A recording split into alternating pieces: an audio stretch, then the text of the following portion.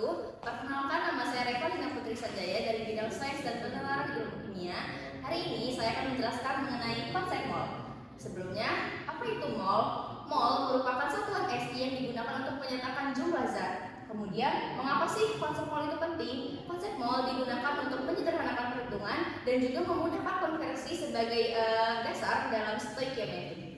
Konsep mol ada 4. Yang pertama, hubungan mol dengan massa, hubungan mol dengan jumlah partikel, hubungan mol dengan volume gas, dan yang terakhir hubungan mol dengan molaritas. Baik, langsung saja kita masuk ke konsep mol yang pertama, yaitu hubungan mol dengan massa.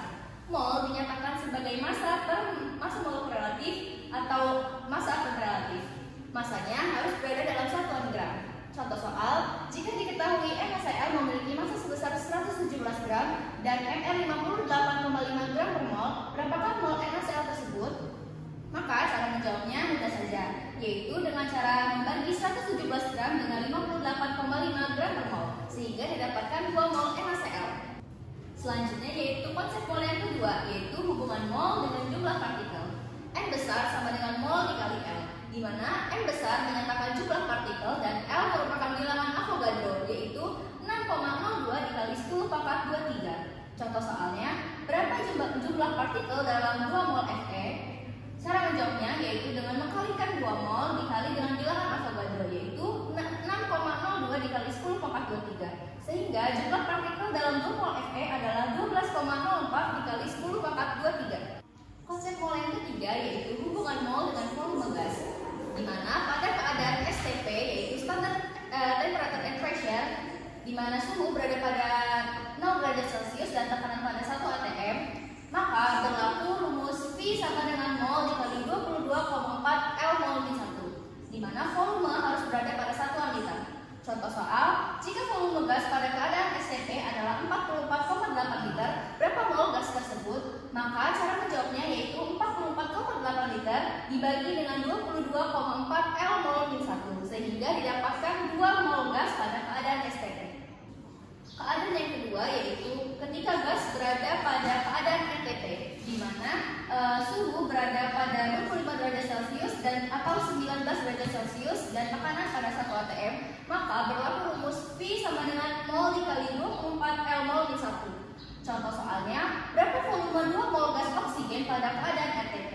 Maka cara menjawabnya yaitu dengan mengkalikan 2 mol dengan 24 L mol min 1, sehingga didapatkan 48 liter dari 2 mol gas oksigen. Nah, keadaan yang ketiga yaitu ketika gas tidak berada pada keadaan STP maupun RTP, maka berlaku rumus gas ideal yaitu PV sama dengan NN, di mana P dalam satuan atm, V dalam satuan liter, R merupakan tetapan gas yaitu 0,0826 L atm per K kali mol, dan T pada satuan Kelvin. Contoh soal, jika diketahui tekanan sebesar 12,3 atm dan suhu 300 Kelvin, berapa volume dalam 1 mol gas oksigen? Maka caranya yaitu dengan mengkalikan 1 mol dengan tetapan gas yaitu 0,6826 L atm mol min 1 kali 1 dan dikali dengan 300 Kelvin, kemudian dibagi dengan 12,3 atm, sehingga diperoleh 2 liter oksigen dalam 1 mol. Dan konsep mol yang terakhir yaitu hubungan mol dengan molaritas, di mana molaritas dinyatakan dengan mol per volume dan volumenya harus berada pada 1 liter. Contoh soal, berapa molaritas 2 mol HCl dalam 1 liter lautan? Maka caranya dengan membagi 2 mol dengan 1 liter, sehingga diperoleh 2 mol per liter atau 2 molaritas.